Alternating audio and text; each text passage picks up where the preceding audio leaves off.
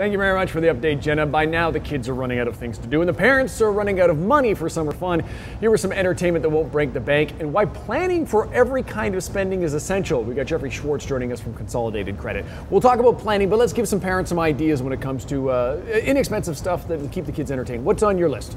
One of the things that's on our list is, let's go old school. Let's talk about a simple water fight. There's nothing better than on a hot day, being outside, bringing out the hose, bringing out maybe some water balloons, and have a great time with a sprinkler or whatever, something like that to keep wet, keep cool. Good old-fashioned fun, and you can't go wrong. Another one, homemade, making your own slip and slide. That's an easy one. There's got to be a tarp around the house, and particularly, and I love this one, particularly around when it's raining outside. There's going to be puddles, there's going to be a mess, there's going to be mud. If it's not an old slip and slide with a tarp, it could be a mud football game. There you go. And I remember doing that as a kid, and that was some of my most fun experiences, and it doesn't cost you a penny. Except for the only thing the kids don't like is the shower that Dad gives you with the garden hose afterwards, because that's always oh so cool. A backyard camp out. So many of us forget that we can get in the great outdoors just in our own backyard.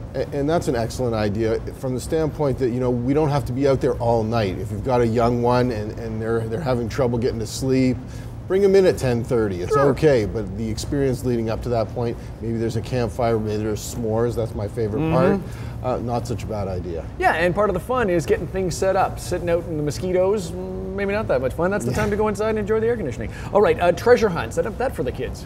And that's a neat idea, especially if you've got older kids and younger kids, because the older kids can set it up. They can make the clues, they can set everything up for the younger kids, and then they get to go around and watch the younger kids' faces when they do the treasure hunt. So they become a part of the planning of the process of it. And kids, when it comes to the search and the find, it doesn't have to be something big, a handful of bubble gum and everybody's happy. Exactly. Okay, next on the list, hitting the beach. We've got so many great places in Manitoba where you can go and have free fun out in the sand.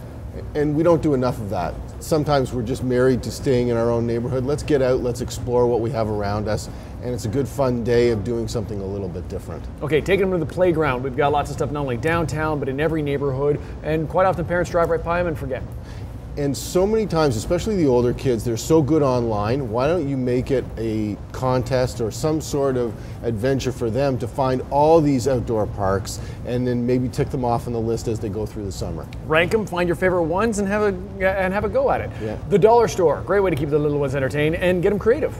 Especially on a rainy day. Like today, there's a little bit of rain out there. Why not get them to the dollar store, find some beading or some sort of finger painting, some sort of art project that they can do inside. We'll breeze through the last couple of ones. Take them on a community visit, take them out and get out into nature and get a hike in. And then you like the idea from Consolidated Credit of young entrepreneurs.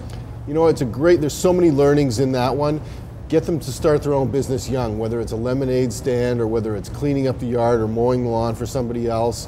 And get them to understand how to make money and the benefits of doing that. It also keeps them busy. It keeps them busy, it gets them making money, and even if it doesn't, they learn things like cost overheads and payroll and gross and net and simple things like that.